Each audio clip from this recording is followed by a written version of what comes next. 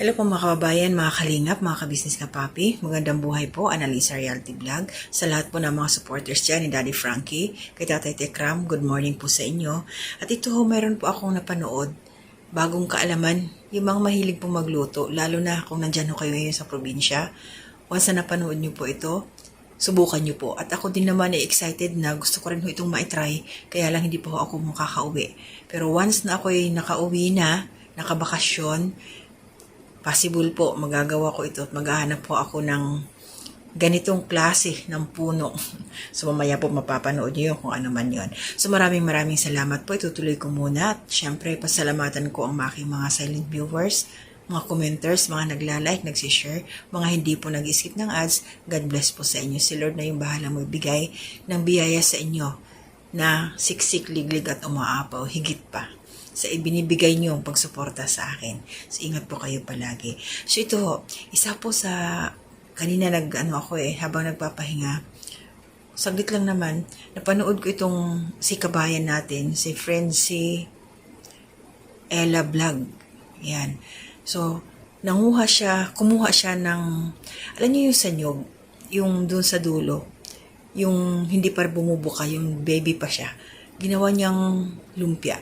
So ito, panoorin ho muna natin para mas lalo niyo akong maintindihan. At ako excited na rin. Parang gusto ko siyang tikman kaso hindi pwede. So ito muna, panoorin ho natin.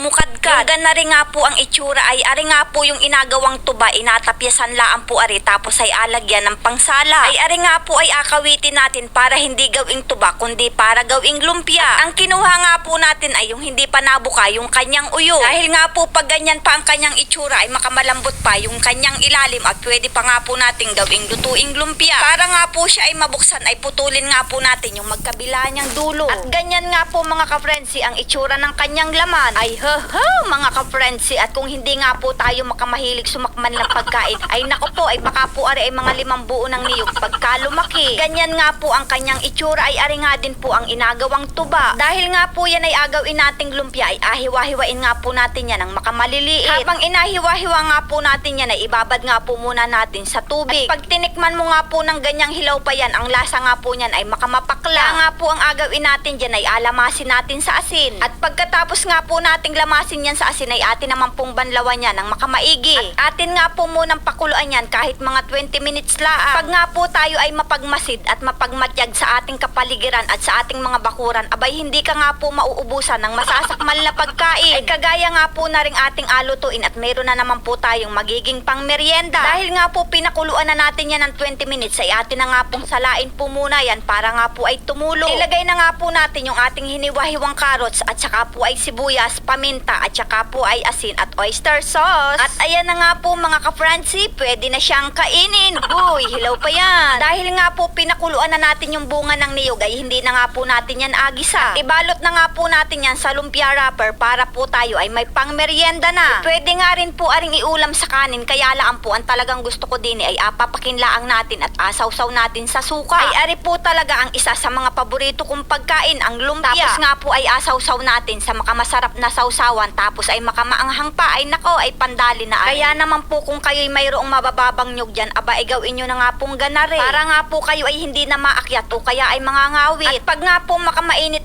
na yung mantika, ay ilagay na nga po natin aring ating lumpia. Ibaga nga nipot, nasa paligid laang ng ating mga bakuran, ang ating mga masasakmal. Ay basta po baya naman yan ay hindi nakakalason. Kagaya nga po na rin ginawa nating lumpia, dahil nga po yan ay luto na yung kabila, ay atin na po yung baligtarin. Ay nako po, ay anong sarap na naman po ng ating pangmeryenda ngayon. At dahil nga po yan ay makamadali lang ang maluto, ay atin na nga po yung ahunin. Ay di baga nga nipot, mayroon na tayong makamasarap na pangmeryenda. At medyo marami-rami nga din po aring ating naluto, kaya pwede nga rin po natin aring ipang ulam. Ay tamang-tama nga po at namunga na yung ating tanim na pipino. At makamasarap nga po aring gawing sausawan dun sa ating nilutong lumpia. At lagyan nga lang po natin ng suka, sibuyas, paminta at saka po ay asukal. Syempre po hindi mawawala ang sili. Kaya naman mga ka-frenzy, ano pang inaintay natin dyan? Sakmala na! Talaga naman pong yanong sarap pagkaganari ang merienda, samahan pa ng makamasarap na sausawan. Ay talaga naman pong mapapasabi kang makamasarap man din nga ni. At dahil nga po wala ang aking inay ngayon, ay atin nga po siyang atirham para nga po ay makatikim din na rin.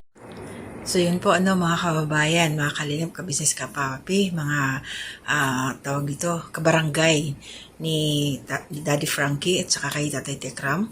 So ayun, kung kayo po ay kung saan man kayo ngayon, mga nakakapanood dyan sa probinsya, try nyo po ito, yung napanood nyo doon sa video.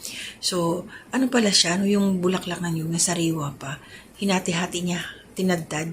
So kailangan pala talaga siyang lamasin ng asin para matanggal yung pakla. Tapos pinakuluan niya.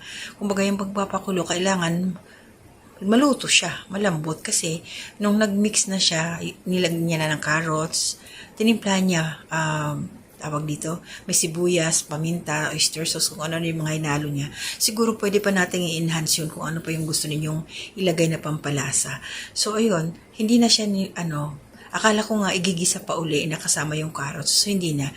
Vegetarian siya. Masustansya to sigurado. Wala siyang halong karne. Subukan niyo po.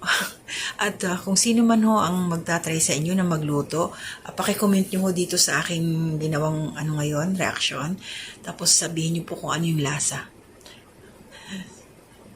Maganda yun, Kaya lang, kawawa yung mga nyog.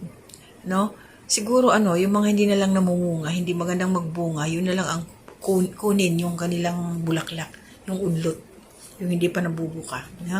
So, sarap na sarap si kabayan, Ella, kinakain niya at meron pa siyang ginawang sausawan, yung pipino. Sarap talaga buhay probinsya. Kung masipag ka lang, marunong ka lang ng, tawag dito, dumiskarte, hindi ka talaga magugutom. Yun ang gusto ko talaga, yung manirahan ka doon sa mga ganun lugar na iikot ka lang sa paligid, makakakuha ka na ng mga gulay, hindi naman kailangan laging karne. Sarap talaga. Gusto ko nang bumalik ng probinsya, sabay gano'n. So yan, mga kabayan, maraming salamat. Sana po nakatulong doon sa mga mahilig magluto. Pwedeng pang negosyo yan. Mga nanay dyan, kung meron kayong mga nyugan, subukan ninyo. Makakatipid pa kayo sa ingredients niyan. Mas mababa pa yung bentahan. Bibili nyo na lang mantika. Kung meron pa kayong mga tanim-tanim dyan ng mga iba, yung mga sibuyas, edi mas lalo na, di ba? Negosyante talaga.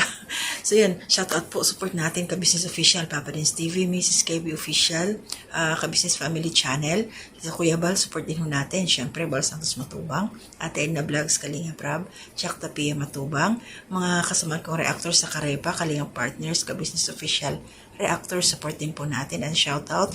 Maraming salamat po. Sandali. Ilan ba to? 38. Naka-play yung isang video. 37 viewers po. 37 views doon sa last upload ko patungkol doon nung nagtagpo sila kabisnes at saka si Daddy Frankie. Salamat po sa inyo. At shoutout din po kay Ma'am Elna Candelario Channel. Salamat po ma'am sa suporta. Siyempre kay Nanay Soledad Belmonte at saka kay Ma'am Susan Dairo. Shoutout po sa inyo. Ate Marilyn, shoutout din po. Ate Ems, kumusta na po kayo? Shoutout din ho sa inyo, aking pinsan, Rose Tradition, at ang aking pamilya, mga anak. Shoutout sa inyo at ang aking mga kapatid. So yun, excited ako para sa inyo kung sino man ang makakapanood nito at magluto. Pakita nyo po sa akin, share nyo po. Kahit yung, ang tawag dito,